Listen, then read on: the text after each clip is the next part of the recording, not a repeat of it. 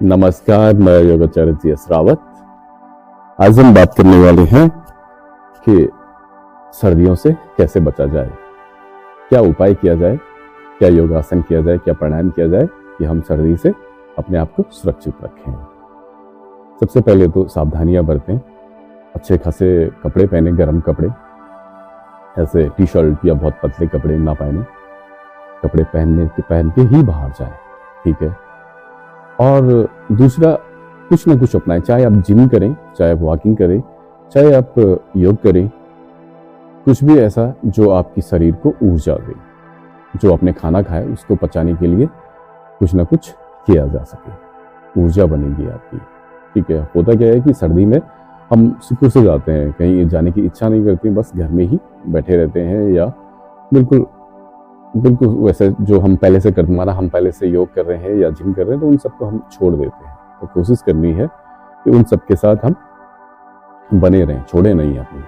सर्दियों में बहुत जरूरी होती है। कार्डियक वालों को पूछिए कितनी ठंड लगती है उनको, जिनको बीपी की समस्या या कार्डियक कोई इश्यू है, हृदय से संबंधित कोई समस्या है, तो उनसे पूछिए, बहुत ठंडा होता है, ठीक है, बहुत ठंड लगती है। और भी जिनको प्रॉब्लम होती है उनको चीज़ें जैसे जैसे वेदर के अकॉर्डिंग है तो वो चीज़ें बढ़ती जाती है, ठीक है।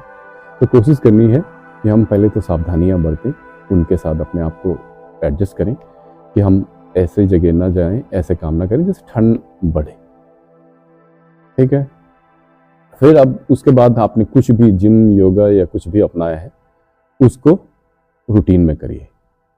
आज किया कल नहीं किया ऐसा मत करिए, ठीक। अब बात आती है कि हम कौन से प्राणायाम करेंगे, कौन से योग करें कि जिससे हम गर्मी लाएं अपने अंदर, ठीक है। पहले शुरू में क्या करेंगे, जैसे आप नॉर्मली बैठते हैं, थोड़ी देर डीप ब्रीदिंग करिए नॉर्मली।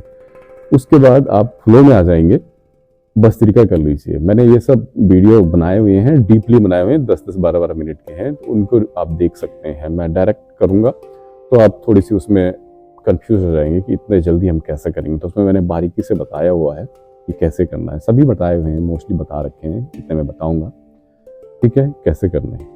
तो शुरू में आप भस्त्रिका कर लीजिए थोड़ी सी। अगर आपको कार्डियक कोई बीपी या कोई अन्य प्रॉब्लम नहीं है तो आप थोड़ी सी ज़्यादा कर सकते हैं, 2-5 मिनट 10 मिनट तक भी कर सकते हैं। लेकिन अगर प्रॉब्लम है, एक तो गाइडेंस में करें, दूसरा कम करें, बहुत ज़्यादा ना करें, ठीक है। अब उसके बाद जैसे आपको लगे बॉडी खुल गई तो थोड़ी देर सूर्य नाड़ी को चलाइए, सूर्य भेदी को, ठीक है। सूर्य भेदी भी जरूरी है, उससे भी गर्मी आपकी बढ़ेगी, ठीक। उसको भी 21 बार कर लीजिए। फिर थोड़ी देर उज्जयी करिए। उज्जयी से भी हमारा बीपी, वो क्या कहते हैं, हमारे अंदर गर्मी पैदा होती है। उज्जयी करने से बहुत गर्मी पैदा होती है, ठीक है। तो उज्जयी भी अपनाइए।